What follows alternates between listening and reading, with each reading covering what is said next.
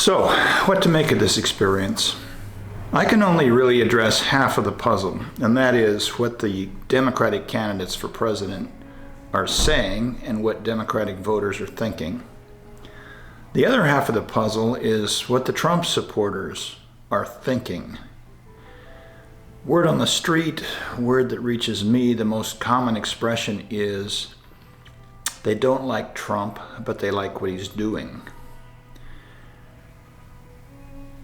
Huh?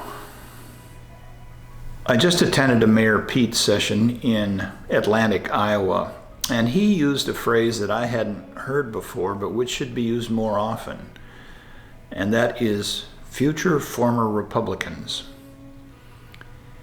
And it occurred to me that his choice of that wording is appropriate. He is perhaps the least threatening of the Democratic candidates. Now, his drawback, obviously, is his youth and inexperience.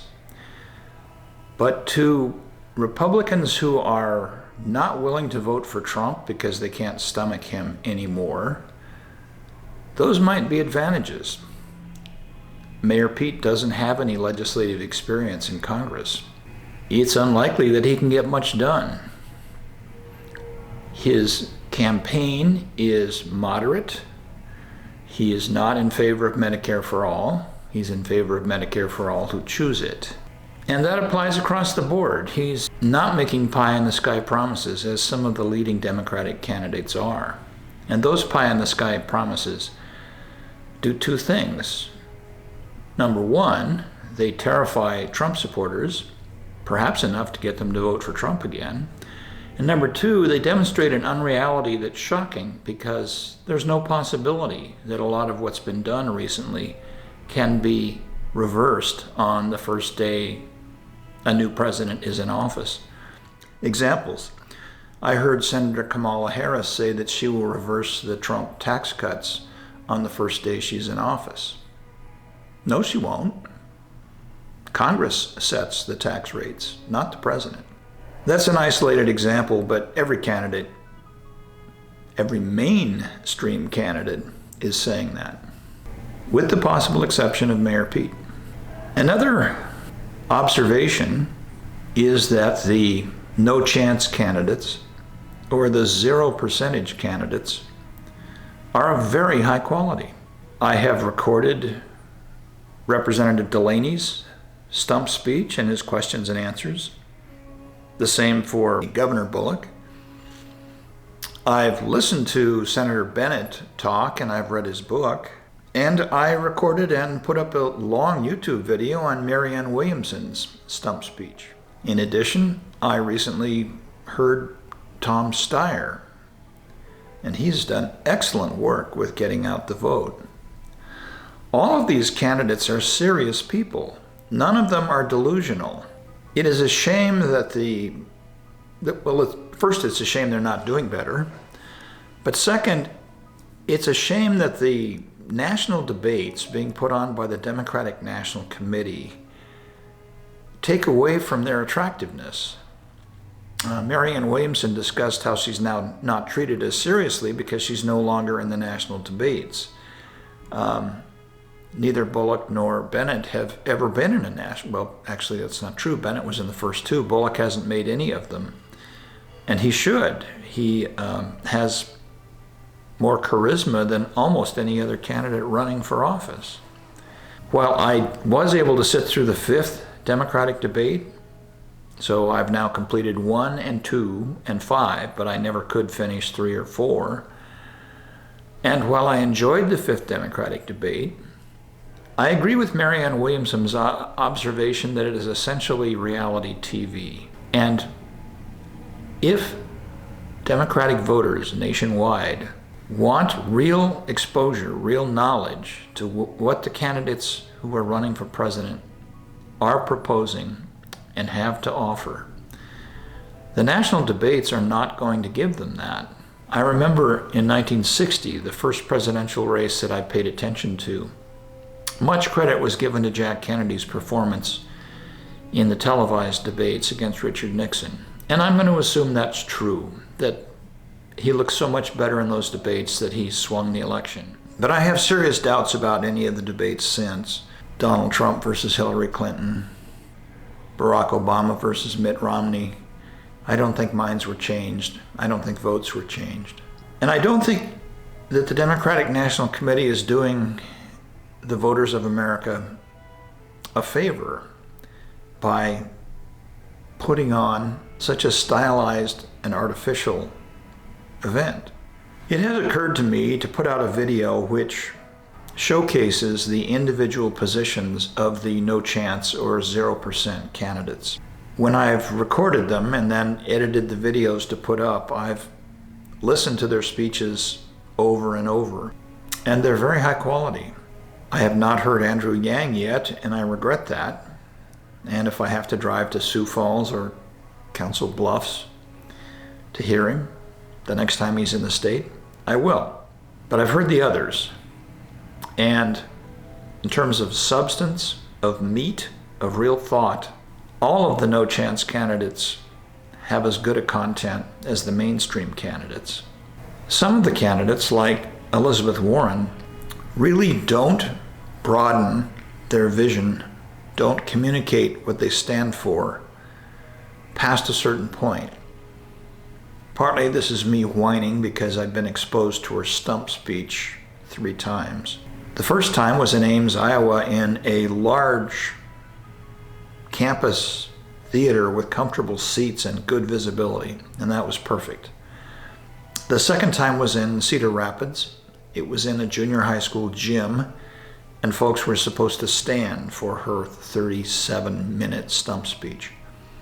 The third time was this past week. On my way back from hearing Mayor Pete, I stopped at a venue in West Des Moines, Iowa. It had a bigger crowd than Cedar Rapids. It had a few chairs for elderly and disabled persons, but everyone else was expected to stand and listen to her 37-minute stump speech. And there were people who were well over 60 and obviously not looking forward to standing for whatever amount of time it took once the event finally started. I have to wonder what the Elizabeth Warren campaign staff is thinking. What, are they without funds to lease some chairs for people to sit in?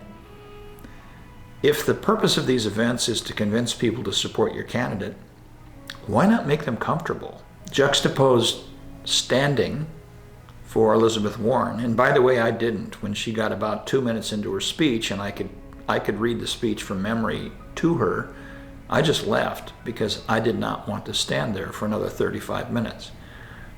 At Mayor Pete's function in Atlantic, Iowa, there was a seat for everyone, regardless of age. I have to admit, the crowd in Atlantic, Iowa was probably the average age was 60, but there were young people there, and there were mothers with babies, and everyone had a seat. And that's, I think, how it should be. In a bigger picture perspective, being here, listening to these candidates, is bringing home how artificial is the coverage we are getting from the national media. Yes, you will get a good profile of a candidate.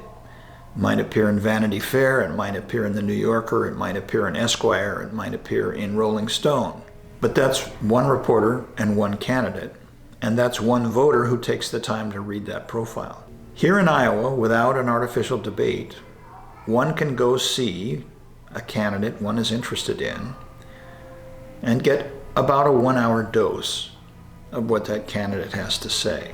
Whether the 1-hour limit is for the benefit of the candidate or for the benefit of the audience, I couldn't say, but it seems to be followed pretty religiously.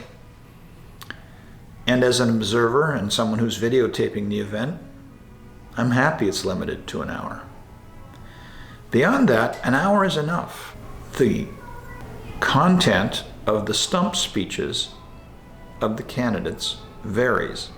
Mayor Pete's first stump speech, which I saw outdoors in October, was 12 minutes. His indoor stump speech in Atlantic, Iowa was 18 to 19 minutes. Elizabeth Warren's stump speech is 37 minutes. Most of it, or much of it, is her family history. Marianne Williamson's stump speech was 44 or 45 minutes. Tom Steyer's was 15 minutes. Another theme that needs to be picked up on is there is real discontent everywhere. Joe Biden is running on a platform of, essentially, let's return to the Obama administration. If he's nominated, I think he could be elected on that platform. But I don't think that's what the Democratic Party needs right now. The average person really is getting a raw deal. Wealth has coalesced around the top 1% or even 1/10 of 1%. From this perspective, it looks like Mayor Bloomberg is entering the race in order to protect Wall Street. I don't think that will have any appeal in mid-America, regardless of what he says on individual positions. The man is a billionaire many times over. His primary business is catering to or providing information for Wall Street investors. How can he do anything that's really going to undermine Wall Street? And when you have the Dow Jones pushing 30,000 and the NASDAQ as high as it is, and most Americans having little or no money invested in the stock market, it does appear that some of these candidates, at least, are primarily interested in protecting Wall Street and investors. Perhaps I'll find the time to create a video in which I sort of take the best of the no chance candidates and put what they have to say into one video that synthesizes the discontent. It's there, it's measurable, it's real, and it needs to be addressed. I'm not certain that candidates like Joe Biden, well, he's in a class by himself. I think he realizes it the least. He gives lip service to it. At some level, he believes it. When he campaigns for a return to the Obama-Biden administration, he's not really proposing significant change. Elizabeth Warren and Bernie Sanders are proposing significant change. They have little or no chance of accomplishing it, even if they win the presidency. Kamala Harris is less radical than Bernie and Warren, but much more change-oriented than Mayor Pete. Cory Booker, I have not seen, and frankly, I'm not that familiar with what he's trying to do. Amy Klobuchar, Michael Bennet, Governor Bullock are more moderate. They also have a lot more appeal to Trump supporters. Steyer's out there by himself, and he should be taken more seriously than he is. He has funded and pushed the register to vote efforts in 2016 and 2018 that registered something like 1.5 million new voters. And those efforts continue. And he has his finger on the pulse of the need for change. I did hear him fail to answer a question which really I've only heard one candidate answer correctly. And that was, do you favor abolishing the Electoral College? Mayor Pete said, hell yes. And I put up a video of his answer. He said, just look at the two ways it's affected your life. In 2000, Al Gore would have been president, and we may well not have had a war in Iraq. And in 2016, Hillary Clinton would have been president instead of Donald Trump. Tom Steyer was asked that question and didn't answer it. And as I hear the Democrats pointing to the need for change, I guess it's a good thing that I'm not hearing them say Hillary Clinton won by 3 million votes. But the fact is she did win by 3 million votes. And we should not be undergoing this tumultuous administration at present. If you look at the main issues, there is significant structural change that has to be made.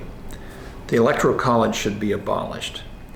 Citizens United should be reversed by a constitutional amendment. The Equal Rights Amendment should finally be ratified and passed. The income tax code should return to being a progressive tax so that the more money you make, the more you pay in tax. That's the way it was for decades and decades and decades.